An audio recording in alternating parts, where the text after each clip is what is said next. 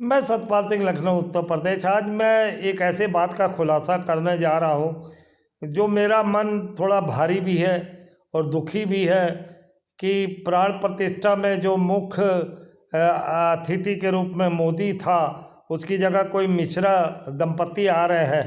तो कहीं ना कहीं मुझे लगता है कि नरेंद्र मोदी या तो बहुत बड़ा एक चालाक भेड़िया है, अब मैं कह नहीं सकता अभी, या ये भेड़िए के रूप में गीदड़ निकला, क्योंकि इसके ऊपर मोहन भागवत या हिंदुओं का कोई बहुत बड़ा संगठन नरेंद्र मोदी को अपने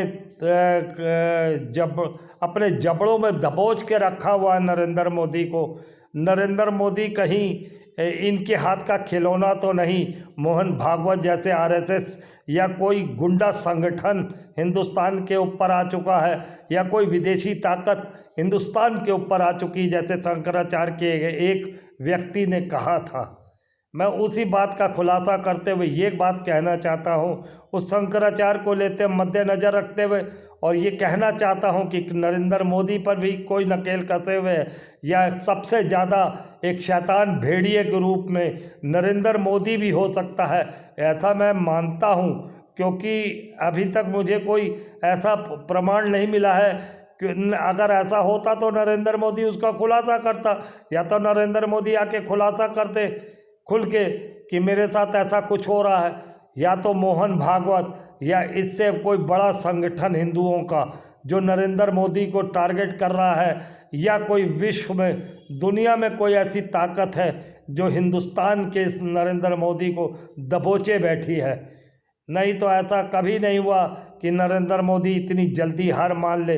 आपको याद है 1.25 साल तक इसने किसानों को जिस तरीके से बेदर्दी से मारने का काम किया, रेसलर, मणिपुर, आप कई किस्से उठा कर देख लो, हमेशा सीधा इशारा नरेंद्र मोदी की तरफ होता था।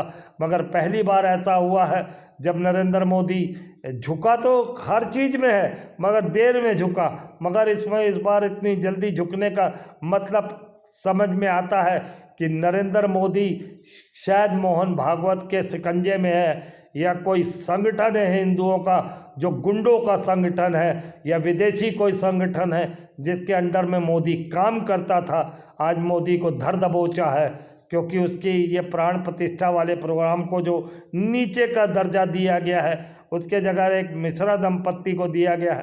तो सवाल देशवासियों से है, 142 करोड़ देशवासियों से, कि आप लोग रात और दिन बिल्कुल एकदम से चौकन्ने रहे, क्योंकि देश में ऐसे निर्लज कुत्ते बैठ चुके हैं देश की सरकारों में जो देश को बर्बाद कर सकते हैं। मैं 142 करोड़ आवाम से ये कहना चाहता हूँ, रात हो या दिन बिल्कुल चौकसी बरते, हर आदमी, हर नेता पर जो भाजपा के हैं उन पर निगाहें गाड़ के रखे, चाहे वो एमपी हो, एमएलए हो, सांसद हो, सभासद हो, मंत्री हो, मुख्यमंत्री हो, मोदी हो, या कोई राज्यपाल हो जो बीजेपी से ताल्लुक़ रखता है, उन पर कड़ी निगरानी रखनी पड़ेगी।